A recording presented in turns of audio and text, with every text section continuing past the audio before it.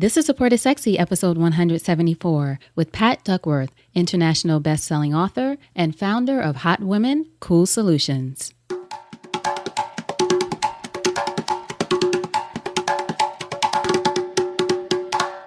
Welcome to Support is Sexy. I'm your host, Elayne Fluker, entrepreneur, author, and founder of Chic Rebellion Media.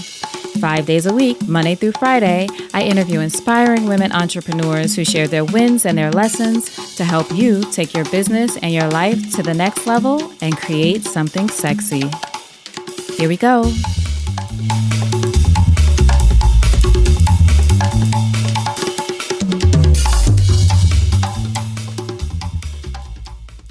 Hi, everyone. Welcome to a new episode of Support is Sexy. I'm excited to have you here. It just would not be the same without you. And today we are welcoming a lovely guest all the way from the UK, Miss Pat Duckworth. And Pat is an international best-selling author. She is also founder of a great company, a great idea, a great movement, if you will, called Hot Women, Cool Solutions. And she also has a book of the same name.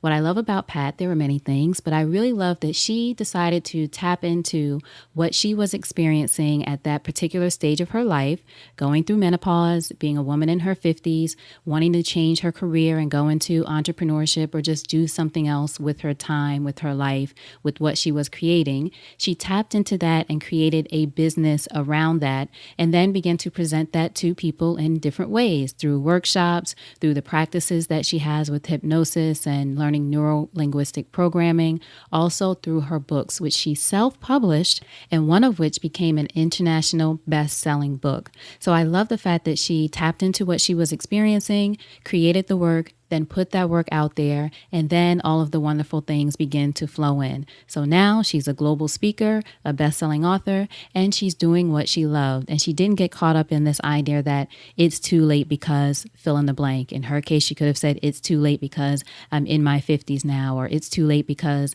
I've been doing this certain career for a certain amount of time. Pat really tapped into what she was experiencing, decided to put that out there, and then she encourages other women to do the same. So I really think no matter your age, no matter what stage of life you're in, you're going to get a lot out of this episode. I certainly did, and I feel inspired by it. So what you'll learn from Pat is how important it is to take that first step towards your goal, even when you don't know what the next step is, why you have to jump into the river and go with the flow, how to discover your own niche based on your own experiences, as we talked about. Also, the moment you realize that you're playing big. The value of living the question. We've talked about that before on the podcast. Pat's tips for marketing and pushing your book. What Pat wishes she knew before she went through menopause. Also, how mindset keeps you from, quote unquote, getting old. Pat's advice for how to manage changes within your life, all kinds of changes. Also, the value of being in a mastermind. I'm all about it. We love masterminds. Also, how we can get over what we think we should know. An empowered way to look at failure, how to find your entrepreneurial mojo, something else that's within Pat's expertise. Also, the power of understanding your why, smart and savvy ways to market your self-published book, tips on how to stand out when networking, and how to make it easy for people to love and support you. So I know you're going to love this episode. I can't wait to hear your feedback on it. Be sure to go to supportissexypodcast.com so you can get all of the links, the resources, the books, the institutions that Pat talks about. Supportissexypodcast.com. Just search Pat in the search box. All right, so without further ado, Pat Duckworth. So Pat, thank you so much for joining us for an episode of Support is Sexy. I'm excited to have you here. It's lovely to be talking to you. Excellent. All the way from the UK. Yeah, I live out north of London, out in the countryside. Excellent. So happy to have you. Now tell me, first question, when did you first fall in love with entrepreneurship? I wasn't born an entrepreneur. I know some women are, they start kind of selling eggs around the neighborhood when they're 4 or something. Right. But I didn't discover my entrepreneurial mojo until I was in my mid-50s. Now, did you grow up outside of London, or where did you grow up? I grew up in really in the centre of London, but my family were really involved in public service. You know, my mother worked for a school, my father worked for a water company, so there was no history of entrepreneurship. What was a young Pat like as a little girl? Um, I was the bane of her mother's life, actually. I was a typical second child. My brother had been very placid, and I was all over the place. I was lively, wanting to get into things. If you gave me a doll, I tore the arms and legs off it before you could turn round. You know, my mother didn't know what to do with me. And were you the youngest or you the middle child? I'm the youngest. Oh, yeah. I talked to someone earlier. I'm the baby, too. So sometimes we just want to do crazy things and just see what happens. Yeah. We want to have fun. We want to have fun. Exactly. Now, who would you say were some of your greatest influences growing up? Growing up, yeah, I mean, my parents, obviously, because they had such a strong sense of service, not only in the work that they were doing, but also they were very involved with their church and the community. And so from a very early age, I was kind of given this idea of service to other people. And I think that was a very strong influence. At that time, what kind of career or work did you think you were going to go into when you were older? Because you mentioned earlier that you sort of transition in your mid-50s to entrepreneurship. So what was your journey before then? I thought when I was in my early teens, I thought I would be a nurse because I had this thing about helping people, and that just seemed like such a great thing to do. And then when I was 16, I was seriously ill. I had a form of pneumonia, and I was in hospital for 3 weeks, and I decided I did not want to be a nurse. Mm. Was it the fact of being in the hospital and spending time there that turned you off? Well, this is really back in the day, Elayne. You know, I'm talking a lot of years ago, and they used to wake you up at 6 o'clock in the morning because the shift was about to end, and they had to get everybody kind of ready for the new nursing shift coming on. So the nurses would be busting around at 6 in the morning, giving you bowls of water to get washed in and serving tea. And I thought, oh my goodness, I would not like to do this. Right. So where did you end up going into? What was your career?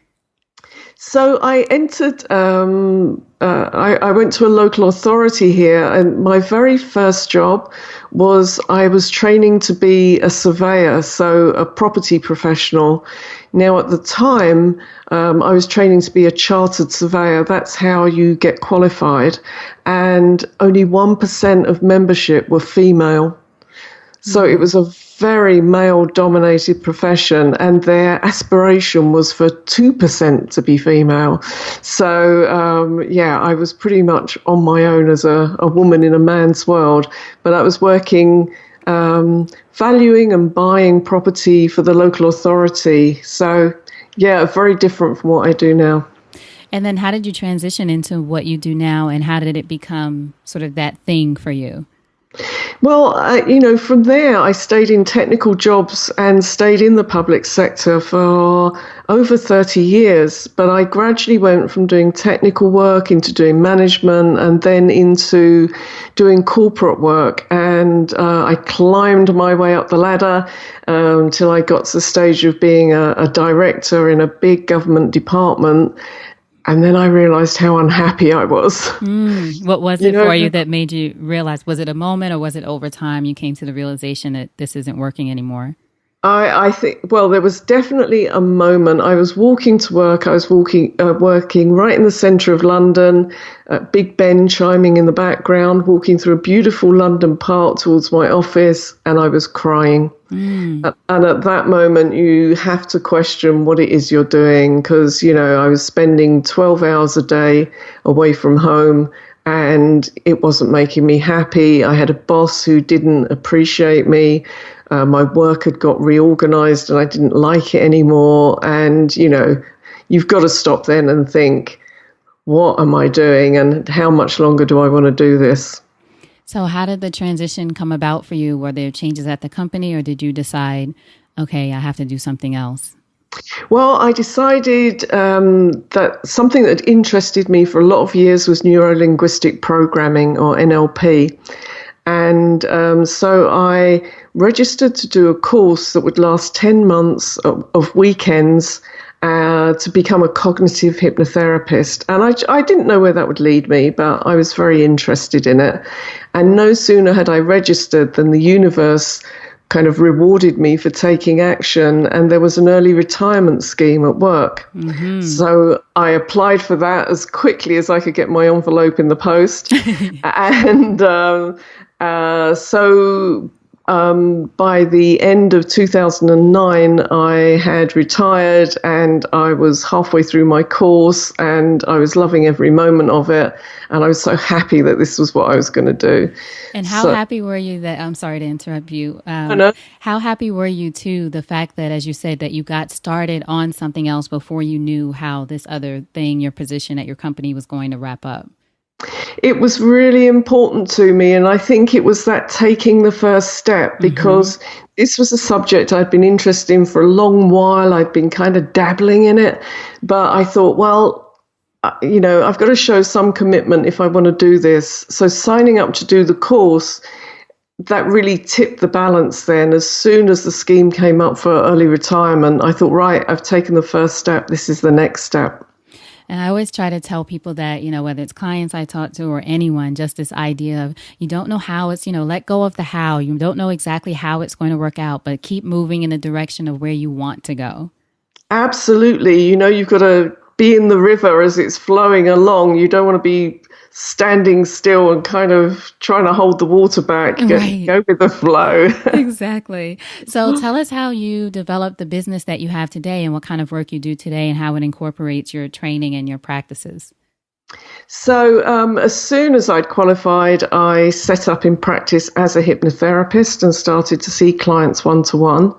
And I also started running workshops on well-being related subjects because, my previous experience in the civil service, I'd learned how to put training courses together and to present. So it held no fear for me. Mm-hmm. And from there, I decided to specialize into working with women at midlife, because this was a subject I knew something about, and I didn't feel that there was enough information out there for women going through those physical and mental and emotional changes at midlife.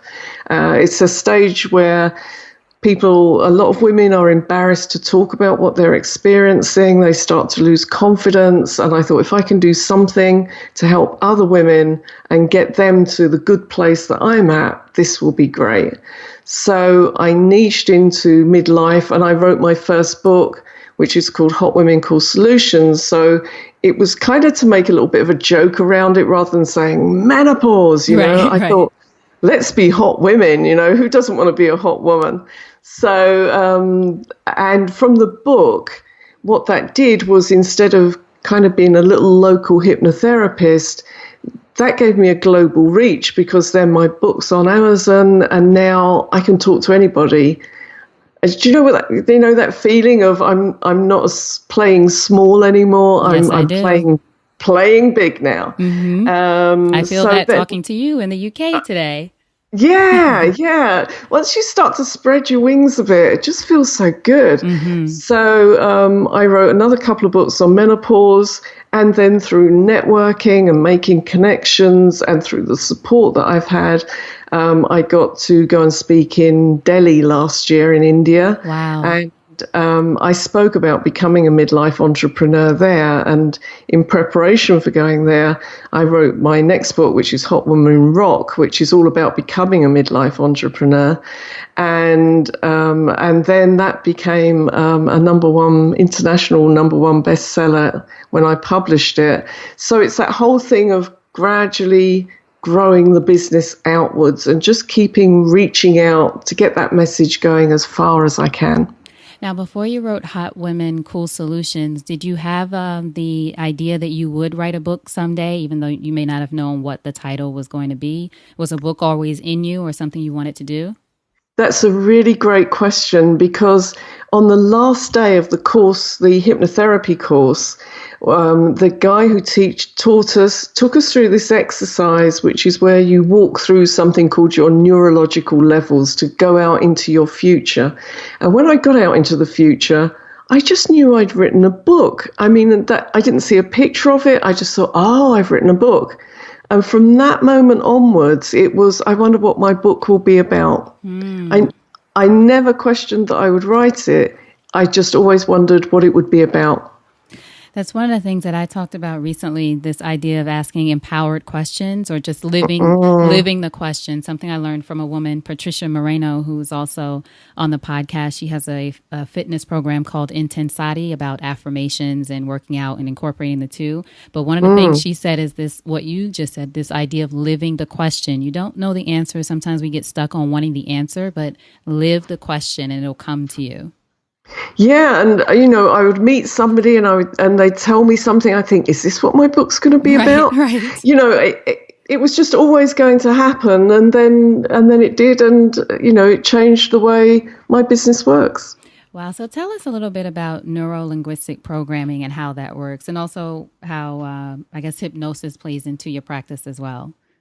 Yeah, so NLP was developed by Richard Bandler and John Grinder in America in the late 70s, early 80s. And it's this model of the brain as a computer, really. So the neuro part of it, how the brain works.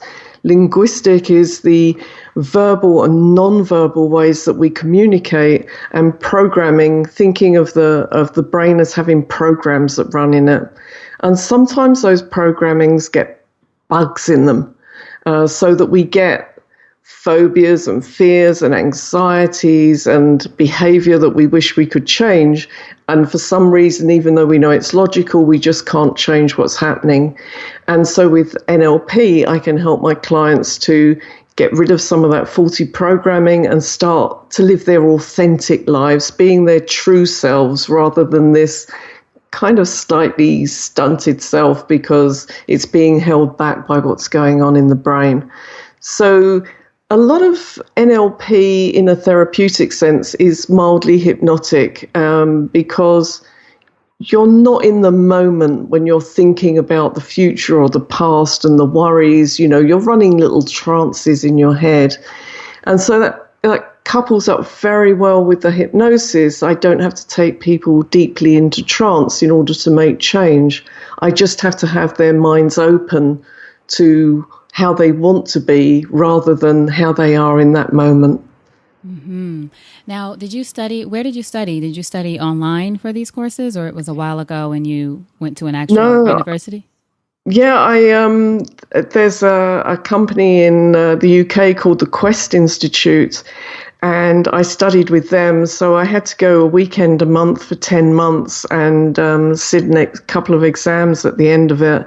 So that was to become an NLP practitioner and a hypnotherapist. And then I carried on from there in order to become a master practitioner. And one of the things that this particular form of hypnotherapy espouses is, taking the best from other therapies. So I've learned some cognitive behavioral therapy, emotional freedom technique.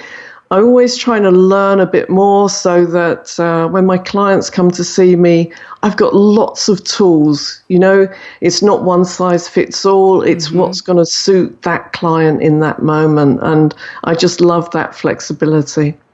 Now, going back to your book, Hot Women, Cool Solutions, what would you say is something that you wish you knew about menopause or that stage of life, or something that you wish someone would have told you before you went through it? I think I really had very limited knowledge because my mother had had a hysterectomy when she was in her early 40s, and she wasn't somebody who talked a lot about, women's things. Right. And I didn't have any female relatives that I could talk to about it. So I'd really encourage women to talk to other women and to get more knowledge about it. I find that the general level of knowledge amongst women about menopause is so limited, and the more you find out, the more prepared you are, and the fitter you go into it, the fitter you come out the other side. I mean, I've just been at a women's networking event today, and I was saying to the women, you know, I was in my mid-50s when I stopped working and set up in this business, and some of them said, well, how long ago was that? Was it a year, 2 years? And I said, no, that was 9 years ago.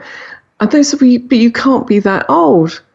And it's that whole thing of, you know, if you've got a positive frame of mind, if you look after yourself and your body, you don't have to look old. You know, the energy that you have just keeps you looking young and acting young. Right.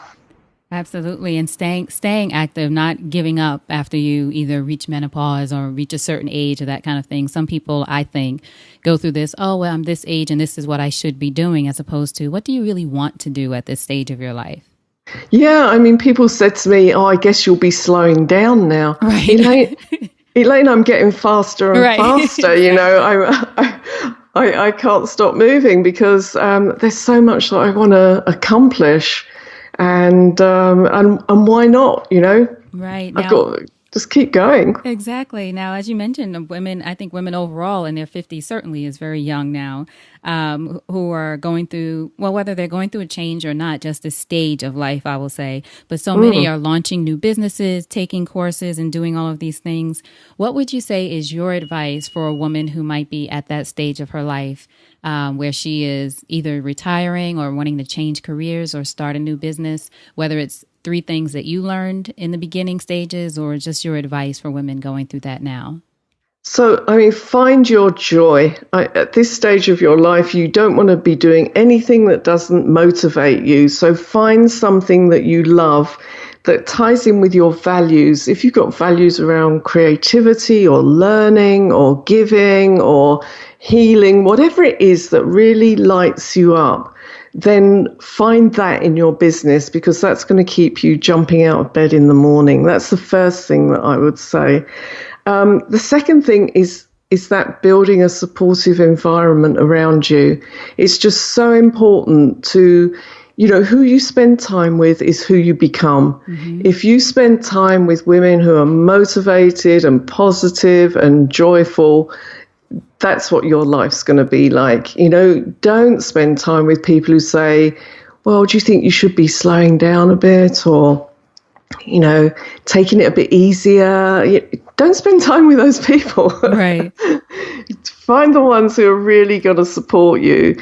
And, you know, if you I know this is a central message to you. You don't have to do this alone. Right. Find people who, you know, you can't do every stage of your business. Some of it you'll need to outsource, and there are lots of different ways of doing that now. If it's not your superpower, find somebody who is their superpower. Excellent. And you actually talk about this, the importance of finding a supportive entrepreneurial environment in Hot Women Rock, the importance of women being able to do that or making sure that they do that. Yeah, absolutely, because it's been essential for me, and not just with networking, but finding a mastermind group and, you know, finding those people, some of those people who'll crawl through broken glass for you. It's just so important. How has having a mastermind group or being in a mastermind changed your business or helped your business? Yeah, so I'm in a group with 4 other women, and we all have quite different businesses. So it's not essential to have a mastermind group of everybody who's in the same business. What you really need is common values. You know, as I just mentioned, the things that are important. So the women that I'm with, we all help people in different ways. Some of our measures of success aren't the money or the numbers. They're how we're helping and how we're developing and where our businesses are going. And it's a very safe environment to talk about your business. If you've got a worry or if there's something you don't understand, then that mastermind group, they're going to have different skills to you, and they can help you with what they know. So they've helped me move my business forward. How do you advise women who are in the midlife stage to sort of get over what they should, quote unquote, should know by now. So, like you, for example, you had a long career, you reached this high level in the company that you have, and then you start this new business. It's sort of like starting over, especially because you weren't doing a business that was basically a spinoff of the career you already had. You take that knowledge with you. But how do women at that stage get over this idea of, I should know this by now? Because I ask because I think it keeps some of us from asking for support and getting the help we need. Yeah, and I think one of the things to really get to grips with is you're not going to know everything and you're going to make mistakes. It's okay. Get in there and make the mistakes, because one of the sayings, one of the presuppositions of neuro-linguistic programming is there is no failure, there is only feedback. Write that on your mirror, so that every day you think, if something goes wrong today, I'm not a failure. I've learned something. And it's just keep taking the learning from the things that don't go right. Every time something doesn't quite go right, your brain grows a bit because it has to learn. So actually, it's really good not to get everything right straight away. You're probably going to be more successful if things don't go so right. And it's being prepared and finding the people that you can be vulnerable with about your business. Because there is a vulnerability about not knowing everything. And so you have to find the groups who are going to be there to support you, who you're going to feel comfortable being able to open up to. And I've been very fortunate in finding those women and in finding those people that I can ask for help when I need it. In Hot Women Rock, you also talk about women, quote unquote, discovering their midlife entrepreneurial mojo, which I love that phrase. Yeah. So how do you suggest then that women, once we realize that we need this support, but how do we sort of find our mojo in getting started with a new business? So, it is that whole thing about what's your purpose and your passion. It's one of the questions I ask all my clients. It doesn't matter what they come to me with. They might come with a phobia, or they want to lose some weight or stop smoking. But every time I'll ask them, what is your purpose in life, the reason you're here on this earth? And some people are very clear about that, and some people, it's never been a question they've asked themselves. And if you align your business to what you think the universe put you here for, that's going to be really powerful for you. Sometimes, you see in books, they talk, understand your why. Why are you doing it? Mm-hmm. And if your why is aligned with why you think you're here, that's very powerful for finding what it is that you want to do. Why do you think more women these days are leaving careers, big positions, jobs, whether retiring or taking other packages or just leaving? Why do you think more women are doing that and launching businesses these days, in your experience? I've had a couple of conversations recently on that subject because it's really interesting. Some women get to a certain level within their companies and actually they don't like the culture of the level above them. It might be more competitive and, dare I say, more masculine at the next level. And as competent and as confident as they are, they don't want to be involved in the politicking and everything that goes on at that next level. And they would rather set off on their own and do their own thing. So I find that quite an interesting phenomenon. And in a way, there was certainly an element of that in the career change I did.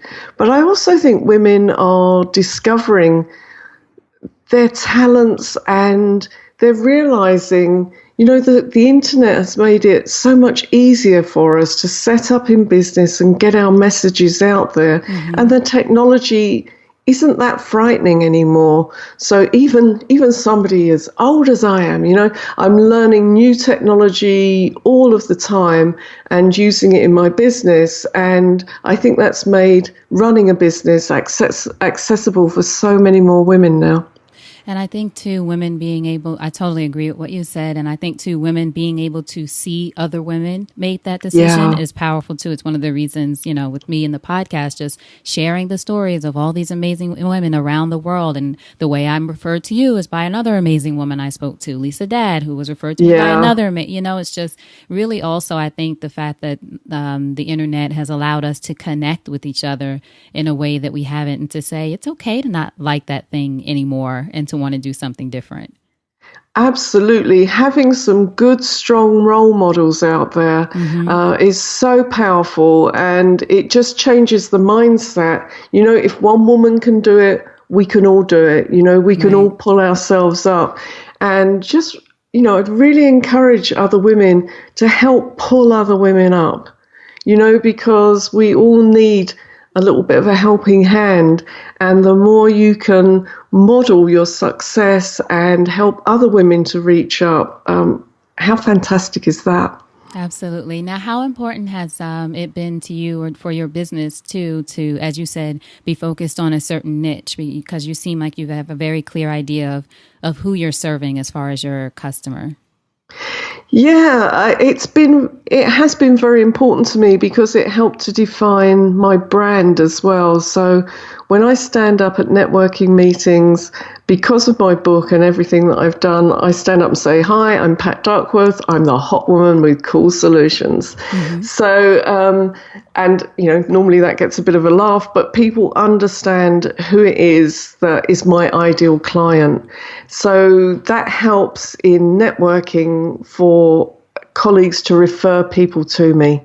Because once they understand your niche, they think, "Oh, okay, I get that. So now I know who Pat wants to see," and then they will refer people to me. It gives people a much clearer idea of what you do, maybe not how you do it, but they've probably got a pretty good idea about why you do it as well.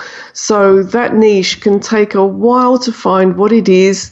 You know, if you train to do something, it might take you a little while to find your niche, but it's so worth doing. I think it really helps you then to brand your business and to get more work. Absolutely. And you mentioned that Hot Women Rock was an international bestseller, right? Yeah. Excellent. Now, how did you go about, just for those who have either written a book or about to, how did you go about getting that message out there or promoting the book? Or was it something that just organically became very popular because of the subject matter?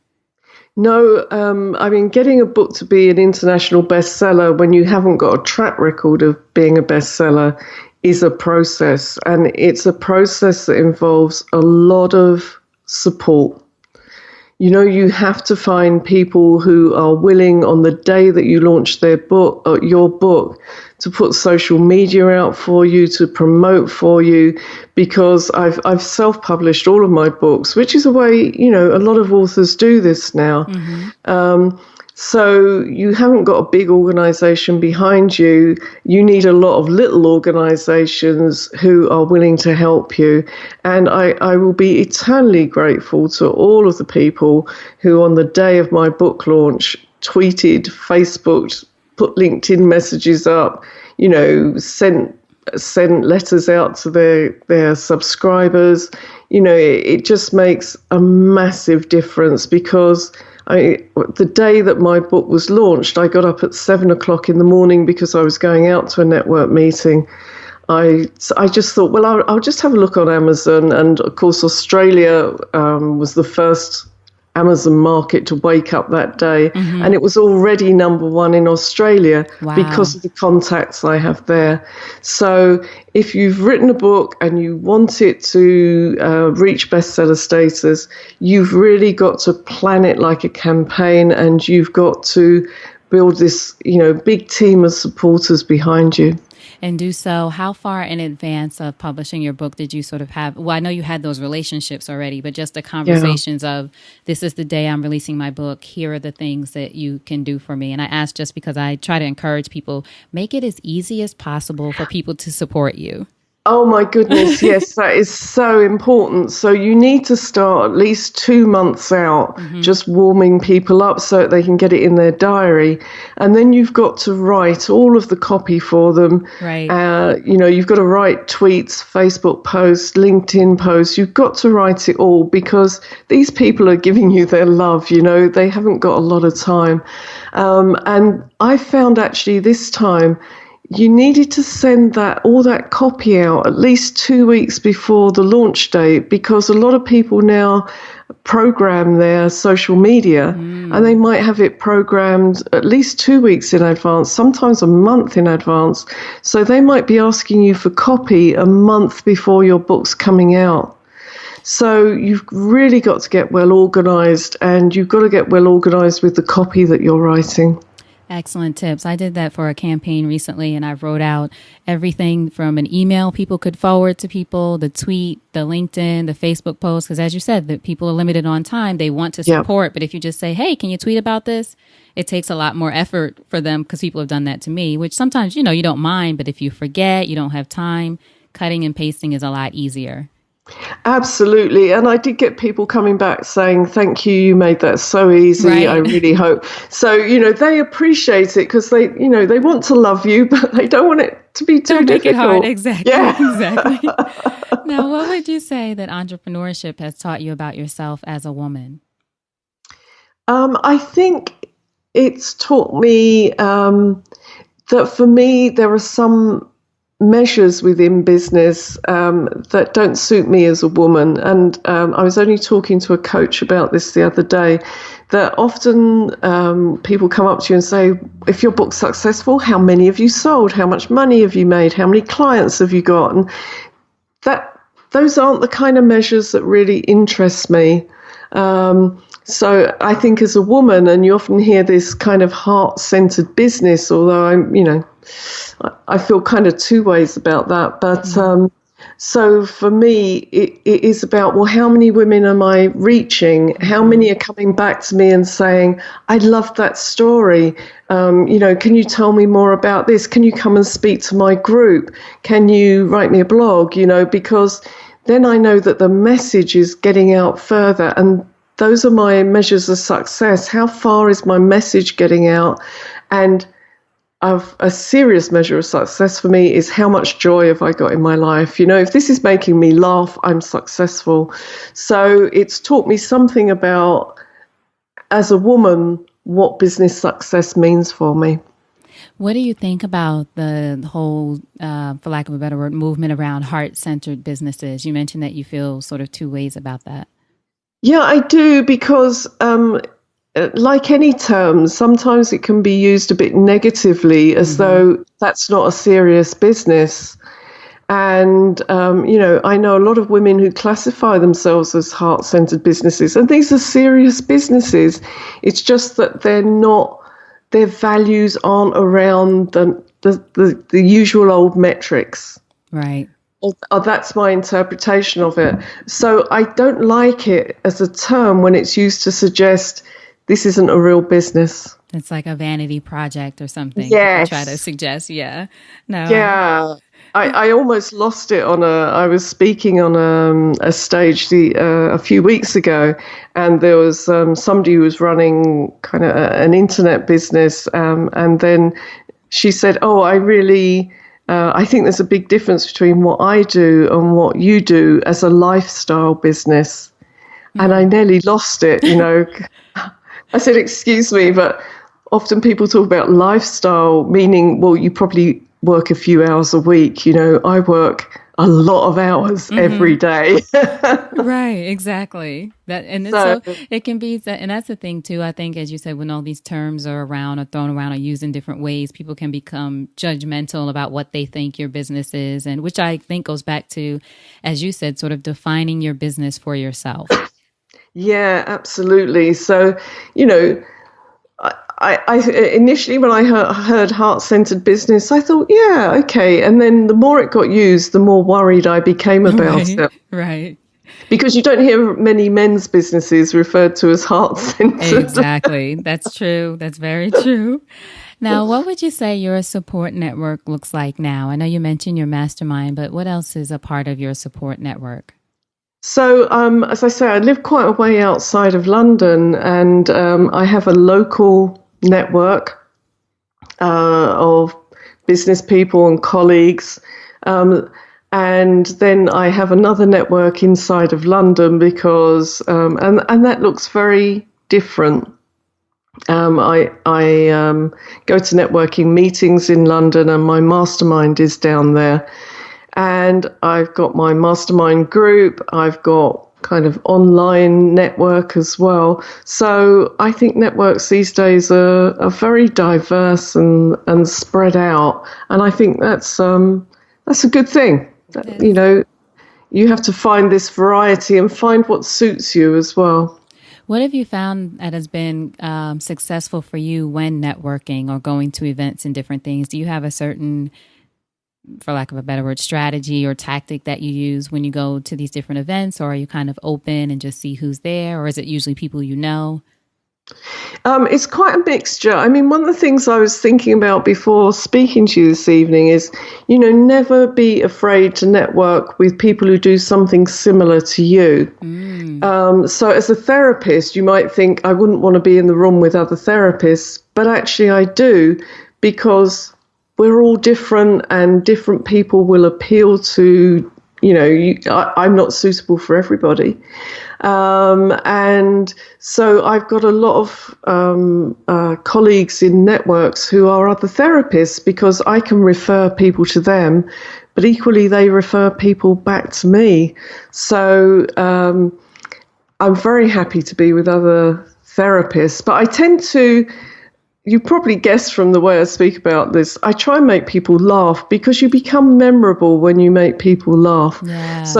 So when I stand up and say, hi, I'm Pat Duckworth, I'm the hot woman with cool solutions, and I'm laughing, they're going to remember me. Mm-hmm. So find something that's a tagline that makes you memorable. So I go, oh, do you remember that woman? She said this, or she wore something funny, or, you know, something that makes you stand out from everybody else. It doesn't matter whether you're an accountant or you're a solicitor, whatever you are, you can make yourself memorable. Don't just be another solicitor or another accountant. You could be, I don't know, the bookkeeping wizard or something, you know, right. Take a magic wand with you, and then at least people will remember you. Make them laugh or do something memorable.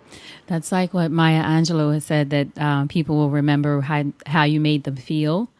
Yes. They might not remember what you said, but they'll remember how you made them feel. So whether that's laughter or joy in that moment, or as you said, something else that makes you memorable to people.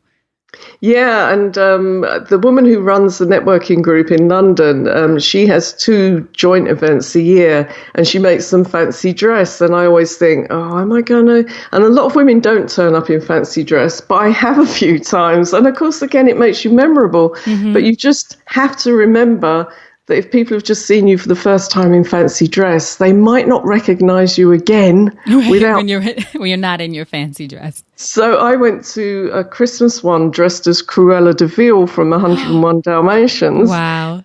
I was wearing a black and white wig, and I had a cigarette holder and the long gloves and everything. And I got talking to the woman next to me who wanted to meet me again. So we arranged to meet up for coffee. And I thought, well, how's she ever going to know who I know. You have to walk up to her and say, I'm Cruella. Yeah. So do be careful with the making them laugh thing. Make sure they'll recognize you again. That is too funny. I love it. And I love that you have fun with it. Yeah, absolutely. I've gone in a complete hula skirt, and yeah. You have fun. I love it. So in closing, if you think over your life and career and you had the chance to thank only one person whose support was critical to you personally or professionally, who would that be, and what would you say? I would say one of my dearest friends, who I've known for, I'm not going to say how many years now, but she it was her who recommended the school to me that I went to for cognitive hypnotherapy.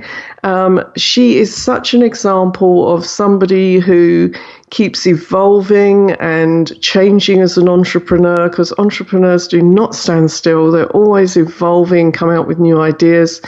She's also an author, so she encouraged me with that. And she's just about 3 months ago, she turned 70 and she's just passed an MA in creative writing. Wow. So she totally inspires me, but she also encourages me with the next thing I'm doing. And she says to me, "Oh, Pat, you're so inspirational." And I think, oh my goodness, you've inspired me for years. Mutual admiration. Yeah. I love it. So now tell us how we can support you. I'll have links to your website and, of course, your books, which I'm sure everyone wants to check out. But what are some other ways we can support you? And you can tell everyone your social media or anything else you want us to know. Yes, so I have a page on Facebook called Hot Women Rock Entrepreneurs, and I have quite a few tips and techniques and a lot of interviews on there. So it'd be lovely to interview you on there, Elayne. I'd love to. I love it. That would be great, wouldn't it? Yes, let's make it happen. Yeah. Please look up Hot Women Rock on Facebook, and on Twitter, it's Pat Duckworth. And look out for my books on Amazon. Just go onto Amazon. I love that, actually. I love that you can go into Amazon, type in my name, and up come my books. That feels good, happened, right? Oh, I can't wait for that feeling. I love it. You're an inspiration. That's wonderful. And tell people your website just so they can check it out. So they can look at hotwomencoolsolutions.com if they're interested on the menopause side, and patduckworth.com is my hypnotherapy site.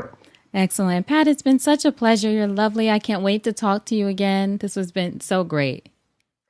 Thank you so much for inviting me. I've really enjoyed it, and I know we're going to talk again soon. Excellent. So before you go, what's a parting piece of advice from you to our listeners about anything? My biggest bit of advice is, I don't care how old you are, if you want to do something, take action. Even if it's just that first little step, start moving in the direction of your joy. I love it. Pat Duckworth, hold on just a minute. All right, I hope you enjoyed that interview with Pat Duckworth, and I love that she talks about creating your own life and redefining success. What makes you happy? What makes you laugh? What does success look like for you? And I want you to think about what success looks like for you and think about joining the Create Something Sexy Mastermind. It is a group of powerful, diverse, driven, and generous women who are there to support you with accomplishing your goals, with creating a life where you can laugh and enjoy the work you're creating, the business you're creating, have a good time, and move forward toward your goals. As Pat mentioned in this episode, and as I say all the time, masterminds are very powerful. I am a witness. I was in a mastermind last year. I am still in touch with all of those wonderful women. In fact, most of them have been featured on the podcast, and others probably will in the future. But masterminds are so powerful for the connections, but also for empowering you through enrolling other people in your vision. There is power within that when it's not just you working on your own, doing everything on your own, trying to solve all the problems, trying to figure everything out on yourself. You deserve support. Support is sexy, right? We talk about it all the time. You deserve support, and having it all doesn't mean doing it all alone. So please go to createsomething.sexy.com to check out information on the mastermind. I hope you will take action and sign up. Get the entry form, fill it out. It's very simple, just a few questions about what you're up to, what you're passionate about, and how the group can help you create something sexy in your life.